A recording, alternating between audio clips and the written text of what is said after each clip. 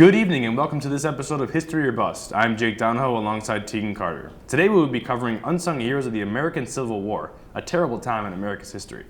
First up on the list is Jonathan Letterman, who is known as the father of modern medicine. He was born in Canonsburg, Pennsylvania in 1824. His father was a surgeon and Letterman followed in his footsteps and joined the army during the Civil War as a surgeon. Before Letterman's innovations, wounded men were actually forced to fend for themselves, and most, unless were carried off by their comrades, would suffer for days on end. Letterman started the ambulance corps and developed the evacuation system that consisted of 3 stations. A field dressing station, located next to or within the battlefield, where personnel could apply the initial dressing and tend to the wounds. A field hospital, located close to the battlefield in homes or barns where emergency surgery could be performed. And finally, a large hospital, located away from the battlefield and intended for the long-term effects of patients. The success of the ambulance corps proved invaluable to the Union and served secure victories such as the Battle of Antietam and the Battle of Gettysburg, where the lives of thousands of soldiers were saved. This is somebody who, again, in the Civil War, medicine was basically non-existent compared to what we have today. And the fact that he was able to come up with this and save at least some lives, quite a few actually, compared to them just being left in the battlefield. And you know, when you get shot in the Civil War, like let's say in the leg or something like that, there's about a 99% chance that thing's coming off. Yep. And yeah, if you're not noticed by someone laying out in the field, bleeding out, it could take so long to die, which is horrifying because you'd just be laying there amidst your dead comrades with a wound that if someone could find you, they could possibly help you. But without this kind of system, without, him to create the ambulance corps, that would have been so much less likely for anyone to even come looking for you to be able to take you somewhere to get medical help, because there wouldn't even be anywhere to go to get medical help. So that really, I almost said it would really make people's day. Saved lives. It saved a lot of lives. Yeah, definitely. I think without Letterman, we wouldn't have a lot of the things that we'd have today with saving soldiers and stuff like that, with injuries and stuff like that. The process of actually getting to help people.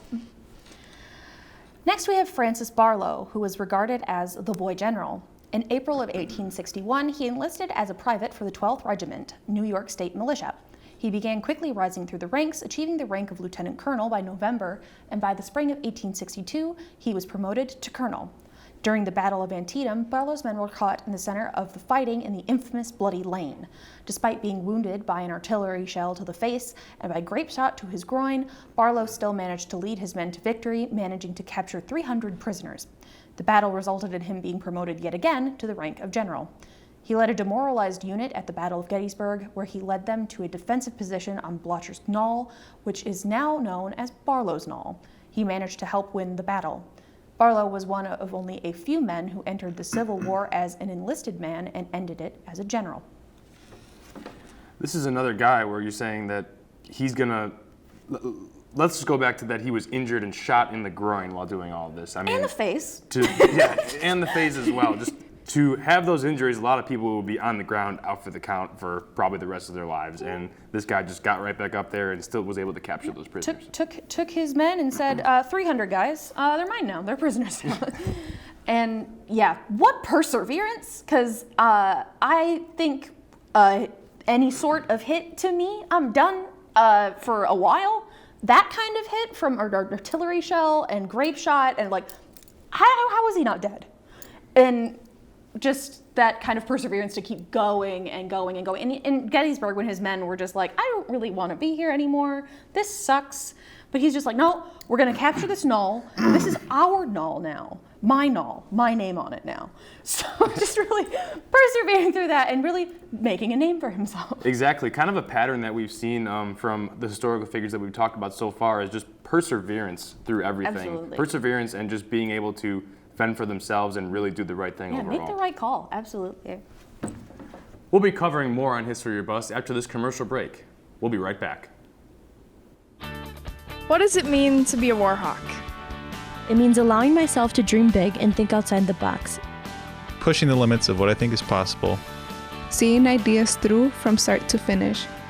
Collaborating with professors and peers. And seizing opportunities in the community to put my knowledge to use. I'm studying abroad. learning another language, and listening to the stories of others.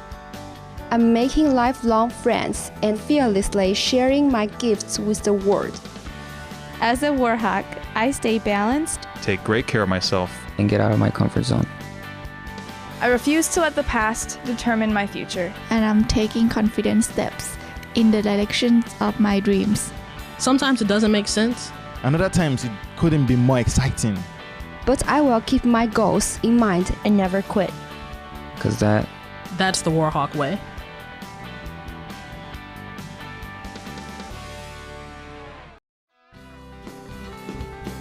The UC can get you connected to all your basic needs. Grab a coffee and a meal. Study by the fireplace. Bowl, play, and relax when you want a break from homework. The UC has much more to offer to Whitewater students. Go to the UC's website to see what's going on this week. At the University Bookstore, we have an excellent selection of competitively priced books and classroom necessities for students. We have Warhawk gear ranging from athletic apparel to comfy sweatshirts the whole family can enjoy. The textbook rental service is also available for students to check out their required readings for class. You can also find and order books, apparel, and gift items from our online catalog, located at uwwhitewaterbookstore.com. The University Bookstore. We provide for your college experiences. Welcome to Jitters Coffee House. Located on the first floor of the Wells Towers, Jitters is a student-run coffee lounge and offers a variety of coffee and ice cream-based drinks and is home to many entertaining programs, including live music, gamer trivia nights, and other performances. Coordinate your activity by emailing jitters@uww.edu. Jitters is completely run by volunteers who can earn service hours and even receive a free drink during their shift. Stop in tonight at Jitters Coffee House, where fun events and community come together. Here at UWW, we put a lot of emphasis on shaping your involvement. Involvement helps you get to know more people with similar values and goals as yourself. The Student Involvement Office can help you get involved with organizations on campus, or we can help you start a brand new one. So what are you waiting for? It's time to shape your involvement at UWW.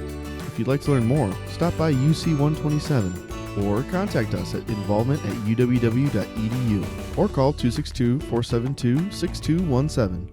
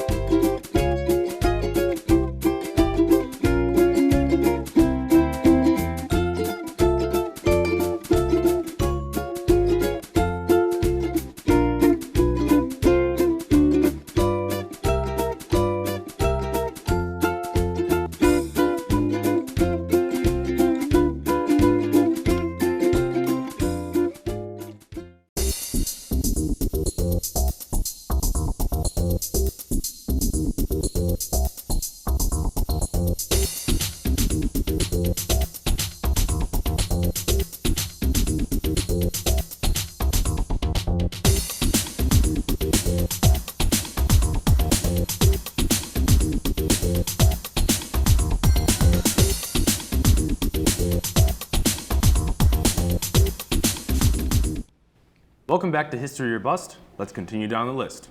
Up next is Samuel Curtis, a Union general who helped win one of the first major Union victories. Curtis was born in 1806 in New York. He graduated from the military academy in 1831. He led a unit during the Mexican-American War, and after the war, he was elected to Congress in 1856 as the first ever Republican to be in Congress, where he served for 3 terms. When the Civil War began, Curtis became colonel of the 2nd Iowa. His claim to fame began when he won the Battle of Pea Ridge in 1862. This battle was important because it helped secure Missouri to the Union, and it also opened Arkansas to the Union as well. Curtis's troops then marched to Helena and occupied it in July of 1862. When Confederate General Sterling Price invaded Missouri and Kansas in 1864, Curtis was instrumental in repulsing Price's invasion, defeating him at the Battle of Westport, Missouri. This is just another one of those generals throughout the United States' military history where it's just, and that word that keeps coming back to us with our historical figures in this show, as we mentioned before, perseverance, being able to win those battles. And like these were not just, little quaffles that we got into. These were massive, decisive battles, really forming how the Civil War turned out. Absolutely, really shaping what the Union could capture versus what the Confederacy could actually hold on to, and really, bringing together that line that's saying, hey, we're keeping this part, and again, the perseverance. Definitely. Finally, we have Andre Caillou, who's regarded as one of the first black officers in American history. He was born into slavery in 1825 in Louisiana. He remained a slave until 1846, when his freedom was bought.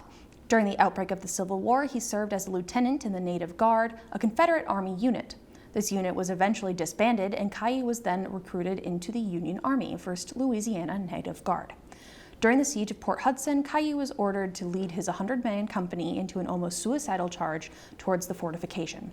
Despite his company suffering heavy casualties and himself being injured, Caillou continued shouting encouragements to his men and kept leading futile charges until an artillery shell killed him. His death turned him into almost a mythical figure, and his legacy became a rallying cry for the recruitment of African Americans into the Union Army.